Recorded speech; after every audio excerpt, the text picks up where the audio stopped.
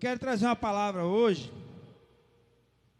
que em meio a tantas coisas que está acontecendo, tantas dificuldades, tantos problemas, tantas faltas de amor, tanto falta de humanidade, de misericórdia nesse mundo, tanta tribulação, tantas guerras, rumores de guerras, doenças, coisas que tiram a nossa paz.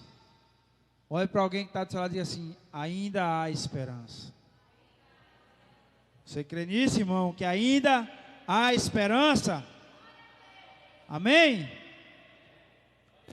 Abra sua Bíblia em Romanos, capítulo 5. Romanos, capítulo 5.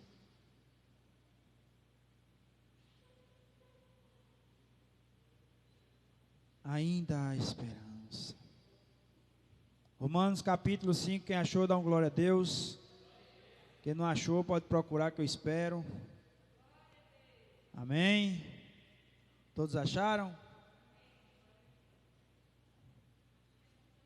Romanos 5, versículo 1. Tendo sido, pois, justificado pela fé, temos paz com Deus, por nosso Senhor Jesus Cristo, por meio de quem obtivemos acesso pela fé a esta graça, na qual agora estamos firmes e nos gloriamos na esperança da glória de Deus. Não só isso, mas também nos gloriamos nas tribulações, porque sabemos que a tribulação produz perseverança. A perseverança, um caráter aprovado. E o caráter aprovado, ela produz o quê? Esperança. E a esperança não nos decepciona, porque Deus derramou seu amor em nossos corações, por meio do Espírito Santo que Ele nos concedeu. 6. De fato, no devido tempo, quando ainda éramos fracos, Cristo morreu pelos ímpios. Dificilmente haverá alguém que morra por um justo, embora pelo homem bom talvez alguém tenha coragem de morrer. Mas Deus demonstra seu amor por nós. Cristo morreu em nosso favor, quando ainda éramos pecadores. 9. Como agora fomos justificados por seu sangue, muito mais ainda, por meio dele, seremos salvos da ira de Deus. Diga assim para alguém: a ira de Deus. Você sabia que Deus se ira, irmão?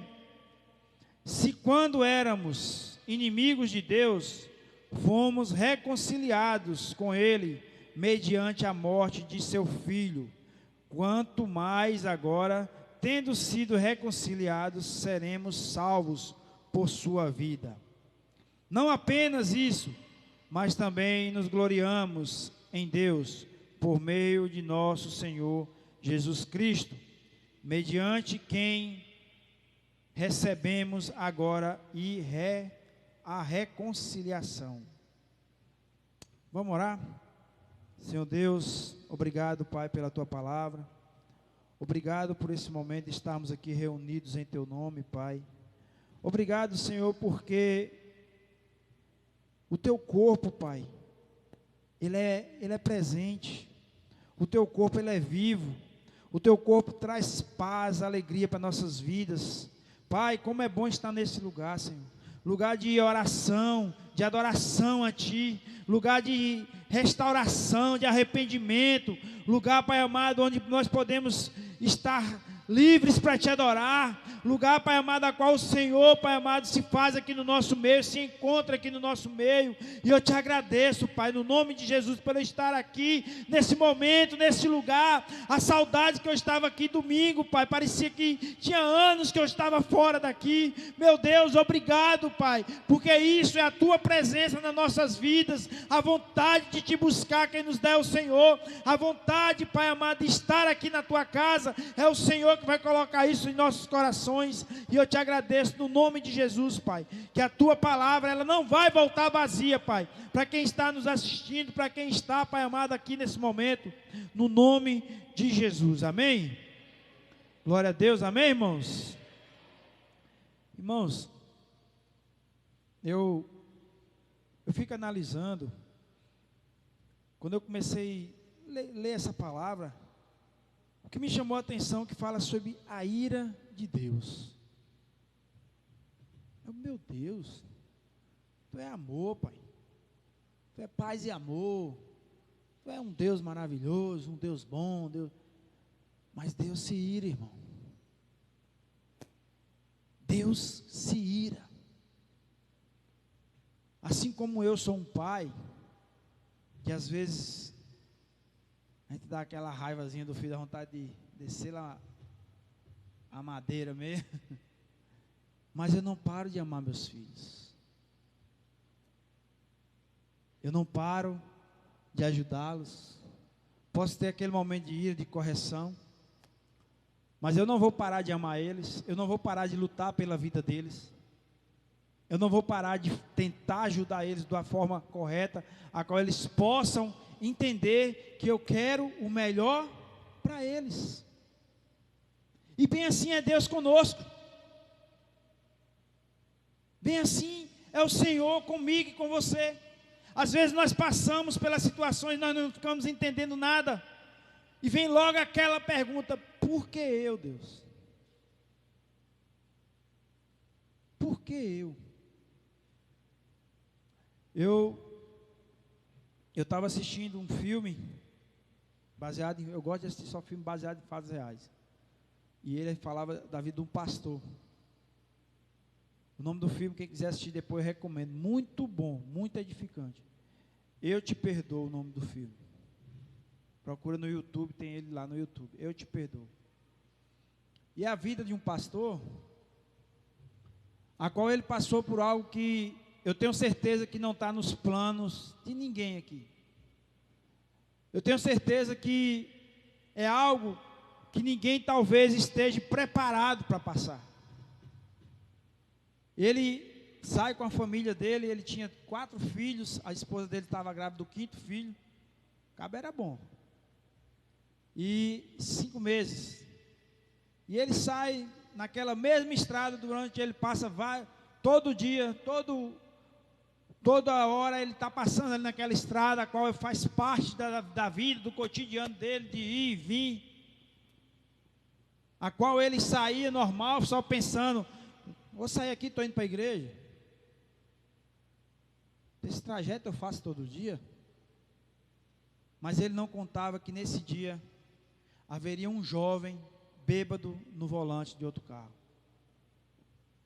Ele não contava que esse dia ia acontecer algo a qual ele não pensava que ia acontecer com ele, a qual ele não planejou, a qual eu tenho certeza que ele orava a Deus e pedia para Deus livrar ele daquilo ali.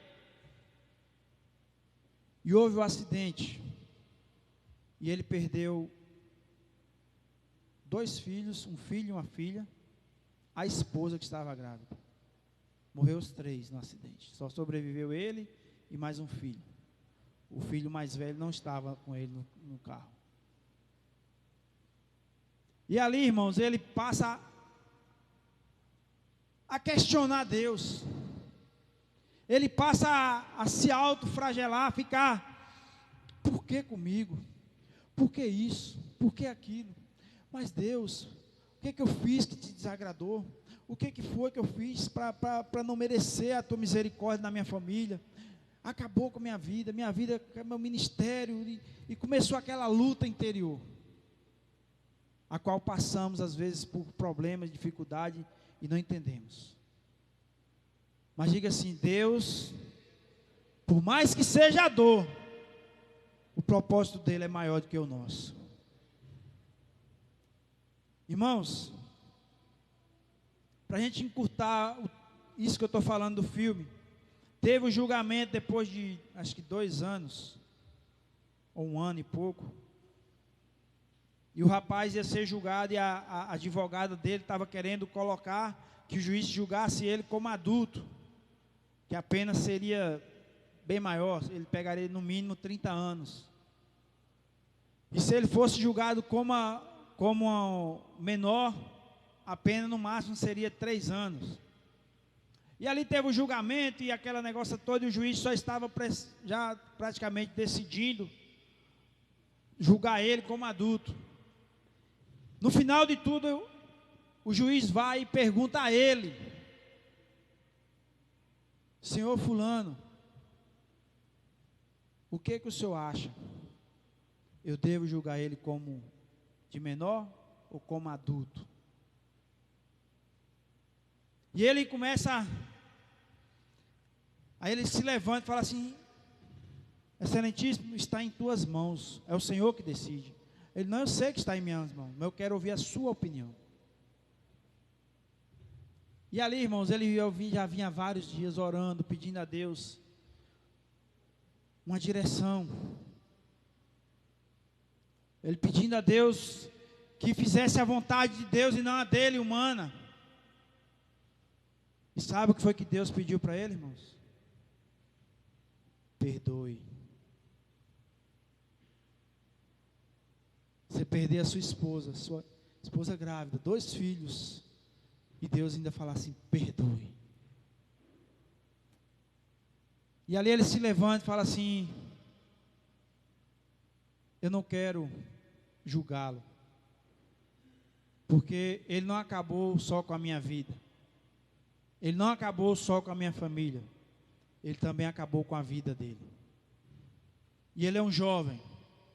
O que eu quero dizer para ele aqui nesse momento é que ele venha refletir mais e tentar reparar o erro que ele fez por causa de uma imprudência. Mas eu não quero que seja o pior para ele aqui nesse lugar. E o juiz julga ele como menor, ele pega 3 anos. Estou tentando resumir. E depois de um certo tempo, o jovem pede para ele ir na penitenciária, que ele quer falar com ele. E lá o jovem faz umas perguntas a ele. E no final de tudo, ele fala por que ele perdoou ele. E ele fala simplesmente isso: o que passou foi passado. Não, eu estou tentando falar o que ele falou, irmão, né? Depois você vai assistir o filme, o pastor falou errado. Não é isso que eu estou tentando falar. Eu estou colocando assim o que eu entendi no filme, mas não as palavras certas, corretas, as palavras justas que ele falou. Mas ele falou assim de uma forma que perdoava ele, não porque ele era bom, mas porque foi Deus que fez ele perdoar. E ele fala: a partir de hoje, faça algo que venha melhorar a humanidade e não acabar com famílias. Aí no final do filme, o filho dele mais velho fica revoltado, porque ele perdoou aquele cara. Ele não entendia, mesmo ele sendo filho do pastor, estava na igreja, ele não entendia. E o pai dele faz 4 horas da manhã, o filho dele chega em casa, e ele está esperando. Eu falo: pegue seu irmão, o que sobreviveu no acidente, pegue ele, nós vamos sair agora. Aí o filho dele: para onde, pai? Vamos, eu quero lhe levar em um lugar com seu irmão. Aí ele pega, sai, mas ele chega lá num lugar bem lindo assim, ó. Ele para no alto, no nascer do sol, assim, aquela coisa mais linda. Aí ele fala: que eu trazia sua mãe quando começamos a ficar noivo, quando nos casamos, ficamos noivos, que nos casamos logo em seguida. Eu trouxe ela aqui, eu trazia ela, quase uma vez no mês eu trazia ela aqui, eu sempre trazia ela aqui. E eu quero falar sobre o acidente. Aí ele: não, pai, eu não quero que o senhor conte o acidente, não, porque isso me traz revolta. Ele: não, eu não quero falar desse acidente. Eu quero falar de outro acidente. Algo que ele nunca tinha contado para ninguém, nem sua esposa, nem seus filhos. Ele era jovem, tinha arrumado um emprego, se eu não me engano, no hospital. Tinha terminado o plantão dele, ele saiu com o carro dele e ele não viu nada.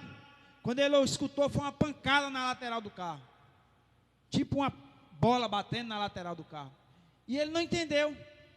Ele parou.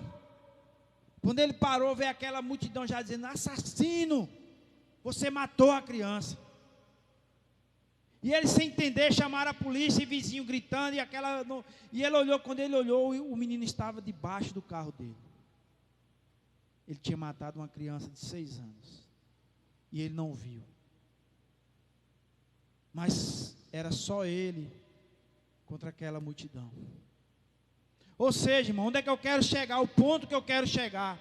As tragédias da nossa vida, talvez a gente não entenda agora, mas no futuro, é para a honra e glória de Deus. É para a honra e glória de Deus que vai ser, que a gente vai entender tudo isso, que você vai ter um coração, a qual você não entende agora, mas você vai ter um coração piedoso lá na frente. E por que ele perdoou aquele homem? Porque ele passou na mesma experiência daquele jovem. Tudo bem que ele não estava bêbado. Ele estava lúcido, ele não viu a criança veio correndo, eu acho. Ele disse que não sabe explicar. Ele estava lúcido, ele não estava para dizer assim, não, o cara estava bêbado. Não, ele estava lúcido.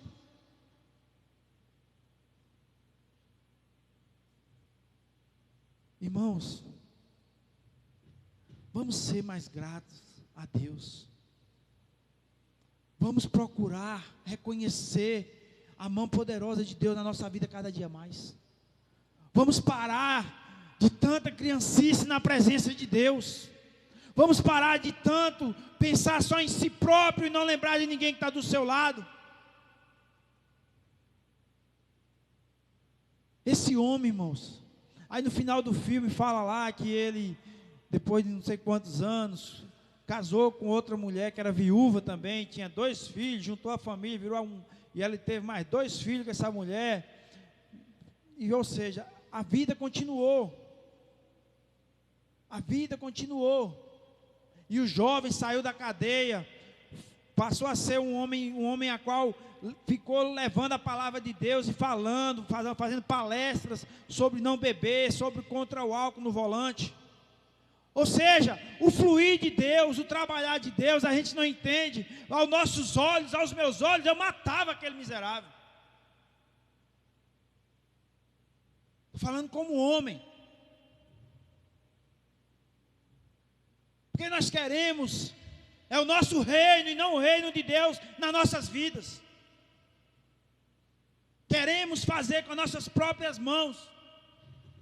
Queremos resolver de uma forma que eu faço e acabou. E Deus não é assim, irmão. Deus não é assim. Nós não entendemos às vezes. Deus, se você parar para analisar aqui, Deus deu o que era mais puro pelos impuros. Vai entender Deus. Deus deu o que Ele tinha mais precioso, por quem não valia nada, que era nós, que somos nós.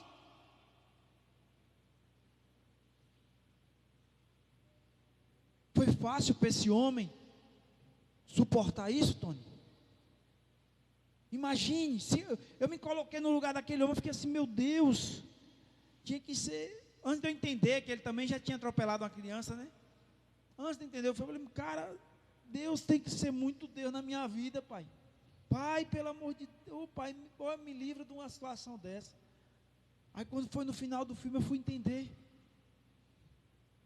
E ele falava assim, eu fiz uma família chorar também.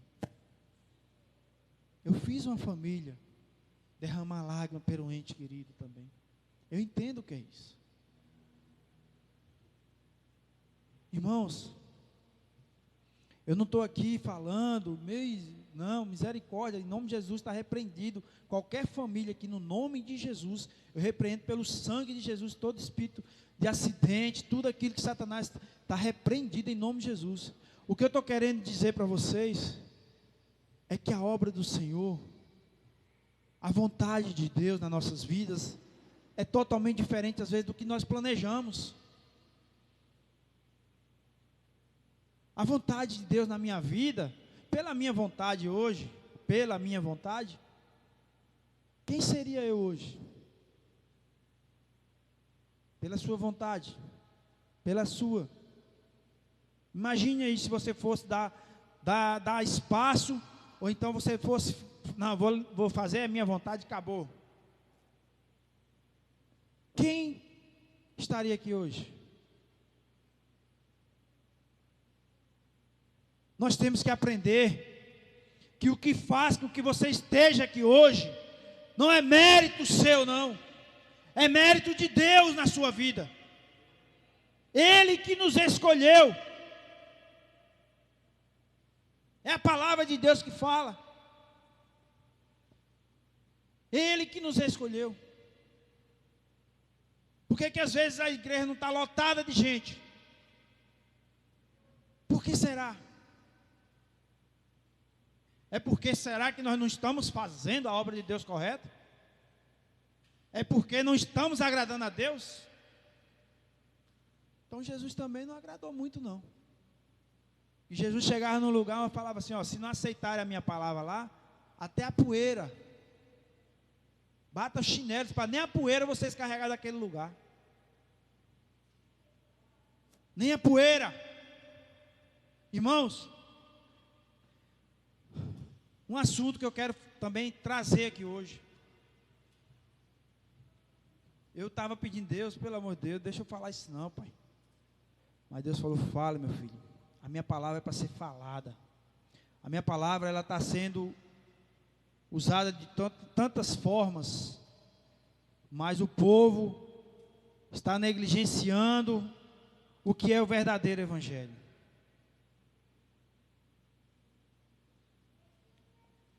Deixa eu achar aqui primeiro, rapidão.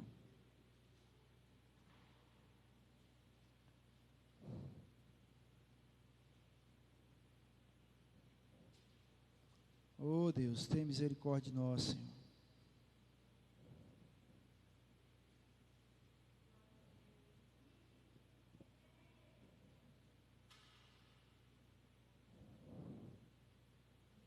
Só um minutinho, irmãos. Amém, Jesus. Glória a Deus. Espera um minutinho que eu não quero perder esse raciocínio aqui não. Em nome de Jesus. O celular é o trem mais abençoado. Não?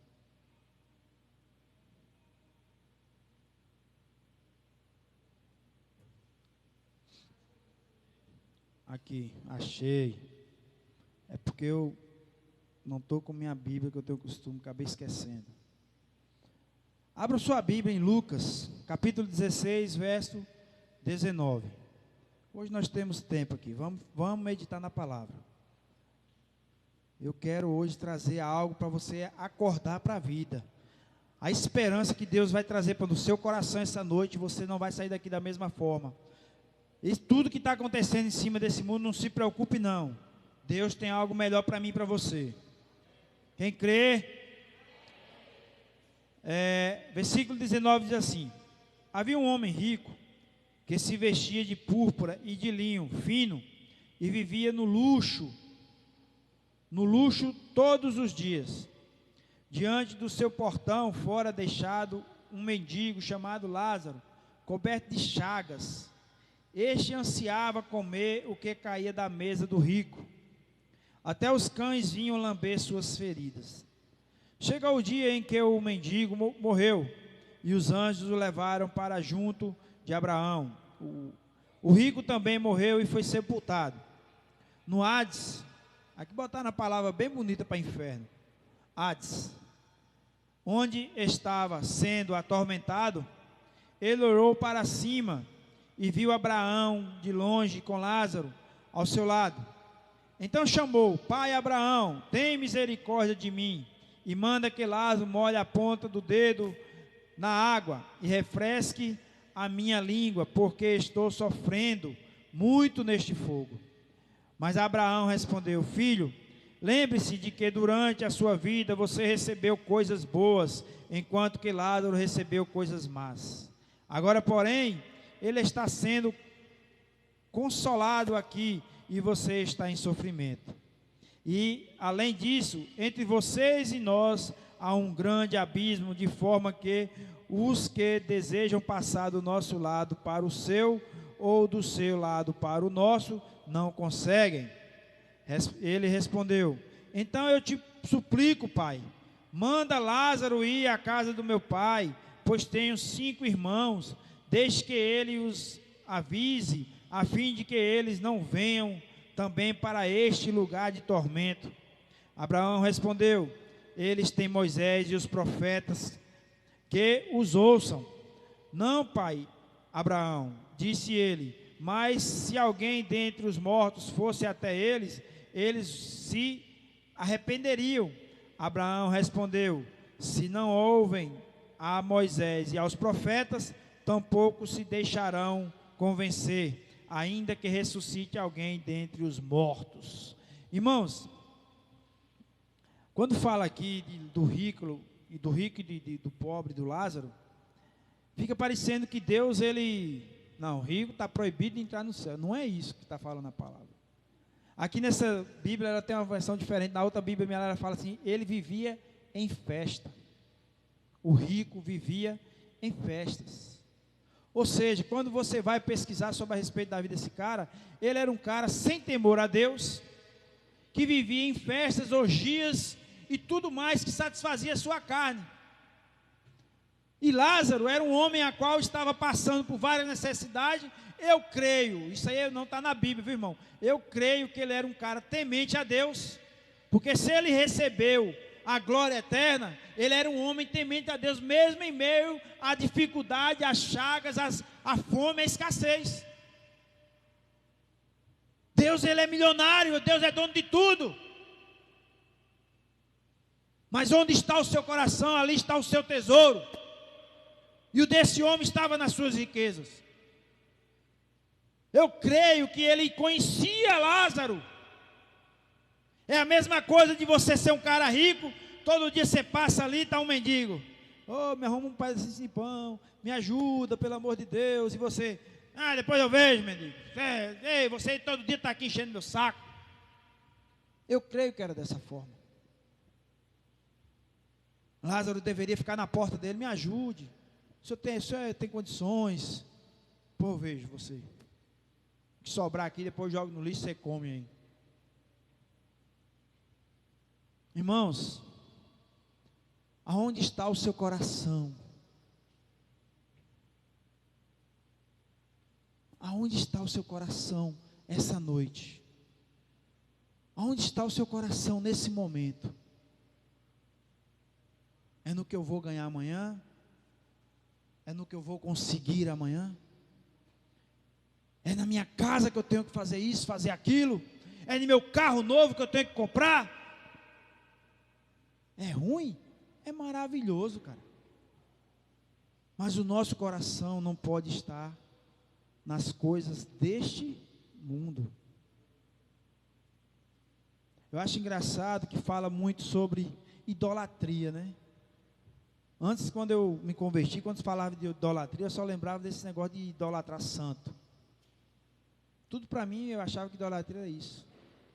Idolatria é tudo aquilo que você coloca em primeiro lugar. É tudo aquilo que você coloca em primeiro lugar no reino de Deus. Eu creio, irmão. Deus é Deus, dono de tudo, dono do ouro, dono da prata. Deus é dono de tudo em cima dessa terra.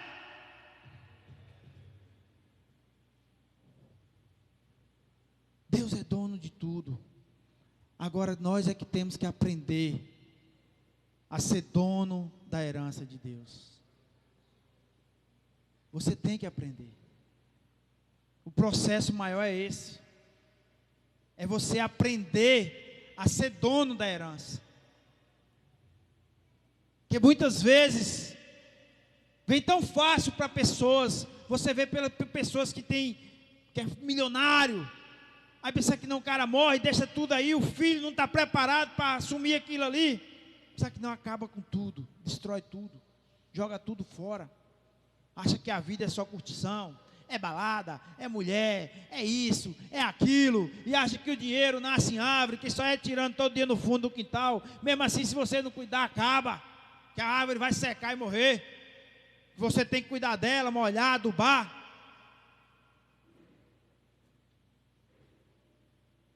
Pai, se tem um louvor que fala ao meu coração, é aquele de: se Deus fizer, Deus fizer, Ele é Deus, se não fizer. Será que Deus vai parar de ser Deus? Será que se você não realizar aquilo que você tanto deseja, Deus vai parar de ser Deus na sua vida? Deus vai descer do seu trono e falar assim: eu vou sair do meu trono, meu filho, porque eu não fiz seu desejo.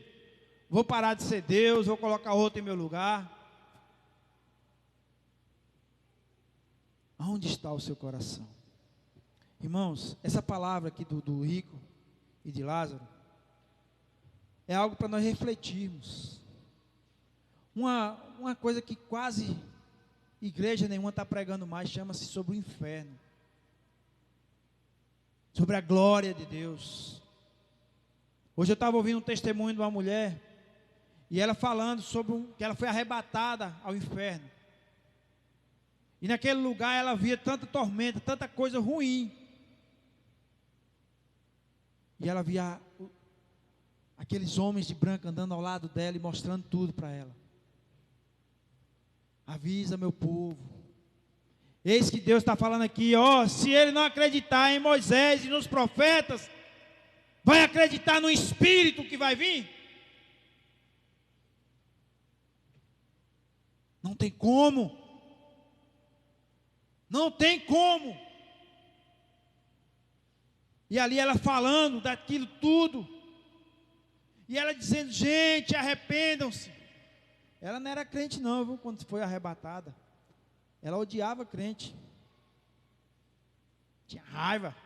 A irmã dela já era crente, ia lá falar de Deus para ela: você não me vem com essas conversas dessa lei de crente não, e sexta-feira ninguém me segura, vou para os forró. E Deus deu essa revelação a ela, e falou para ela: sabe qual é o seu remédio, minha filha? Vá para a igreja, vá para a igreja. Hoje é uma mulher de Deus, missionária. Então, irmãos, a decisão, para onde você vai, para onde eu vou, para cada um que está em cima dessa terra, está aqui, ó, na minha mão. Está aqui, ó, no meu coração. Está aqui, ó, na minha mente. Eu que tenho todo esse poder de decidir. Você que tem todo o poder de decidir para onde você quer ir. Não pertence a mim, não pertence a você. Você falar: não, eu tenho que levar minha mãe, tenho que levar meus filhos. Você tem que ensinar o caminho a seguir. Agora, quem vai decidir é cada um de nós. Cada um de nós. E ela diz que, fervorosa na igreja, ia para a igreja, e quando foi um dia, ela disse que Deus falou com ela: fale de Deus para a sua mãe. E ela falava, e a mãe dela retava, e ficava valente com ela, e falava: ah, vem você com essas histórias de crente, eu tenho Deus desde quando eu nasci, e aquele negócio todo. Quando foi um dia, Deus revelou para ela: ó, daqui um mês, eu vou levar a sua mãe, e você tem um mês para conquistar ela para Jesus, porque senão ela vai para o inferno. E ela endoidou, e foi para a igreja, e pegou o pastor: nós temos que fazer campanha pela minha mãe, o senhor tem que ir lá em casa falar de Jesus e também me ajudar, e aquele negócio todo. E o pastor dela, ela disse que não era aquele pastor todo fervoroso, que de profecia não, era um pastor mais calmo, mais tranquilo, mas mesmo assim ele falou: eu vou, minha irmã, eu vou te ajudar. Irmãos, quando você pensa que não é capaz, é que Deus te usa. Quando você pensa que não vai dar conta do recado, é que o Senhor vai te usar. E Deus usou aquele homem tremendamente naquela noite.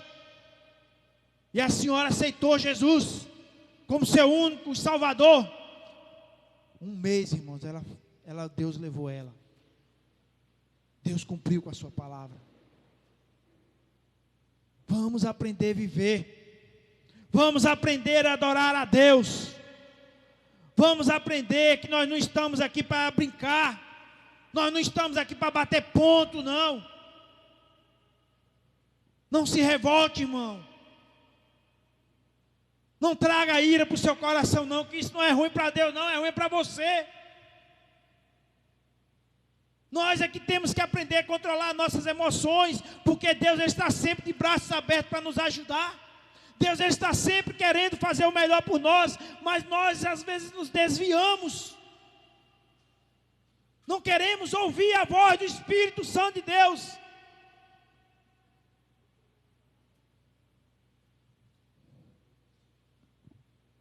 Não precisa abrir não.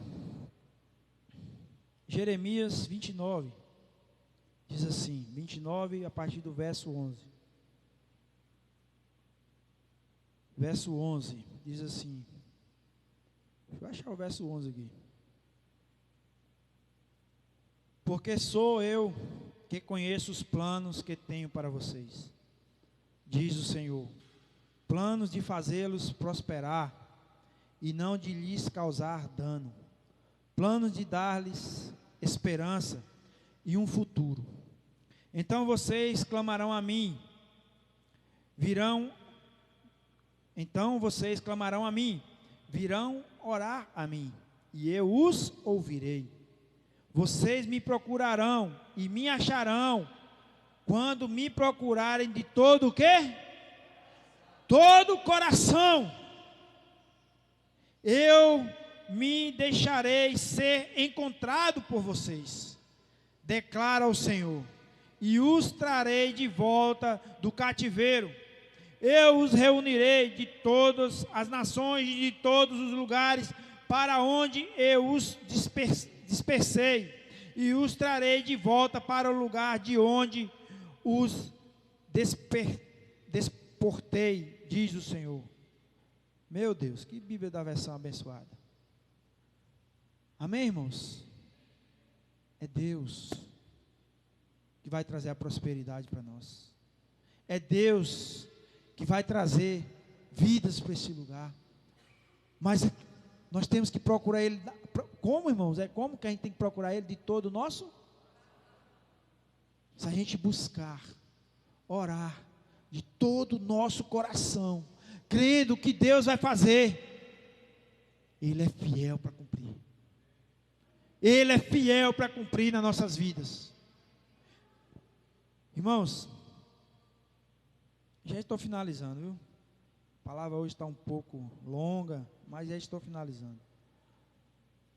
Eu fiquei muito refletindo ali quando eu estou de serviço, eu fico muito refletindo nas coisas a qual o Senhor tem me cobrado. E eu fico maravilhado, cara. Tony, é igual aquele louvor, fala, para onde nós iremos mais, cara? Para onde você vai, Rodrigo, mais? Para onde nós iremos? Nós não temos mais para onde voltar não, gente. O privilégio que Deus nos deu de escolher você para estarmos aqui essa noite,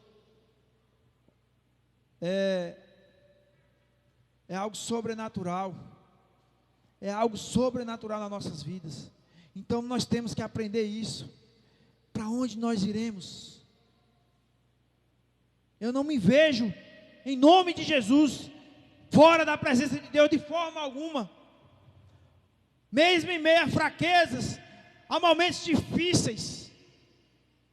Assim como Paulo falou, temos que nos alegrar nas tribulações, nas perseguições, em amor a quem? A Cristo. Temos que nos alegrar, temos que viver a Cristo. E para finalizar, eu quero deixar esse versículo aqui para vocês. Romanos capítulo 15, verso 13. Diz assim: que o Deus da esperança os encham de toda alegria e paz, por sua confiança nele, para que vocês transbordem de esperança, pelo poder do Espírito Santo. Romanos 15, 13. A esperança não pode morrer no seu coração. A esperança não pode morrer no nosso coração, porque mesmo em meio a tantas coisas que está acontecendo, você não pode ficar desesperado. A esperança, ela não pode nunca morrer nas nossas vidas, porque Deus, Ele sempre tem algo melhor para mim e para você. Enquanto houver fôlego de vida, a esperança, então pregue, fale de Jesus, não tenha medo de espalhar a palavra. É tão fácil chegar e falar assim: Toninho, o Flamengo, e aí, o jogo lá ontem, rapaz, e tá, não sei o quê. E por que é tão difícil falar assim, rapaz, Jesus te ama, cara. Jesus tem algo melhor para você. Por quê, irmão? Por que será? É porque nós não estamos ainda buscando Ele de todo o coração. É porque nós não estamos vivendo Jesus de todo o coração. É porque ainda nós respiramos e não reconhecemos ainda que se respiramos é porque Deus nos dá o fôlego de vida. Deus é fiel, irmão. Deus é fiel e Ele vai ser sempre fiel. E aqueles que creem e perseverar, a palavra de Deus diz que até o final, Deus vai trazer algo a qual olhos não viram, nem ouvido ouviram, aquilo que Deus tem preparado para nós.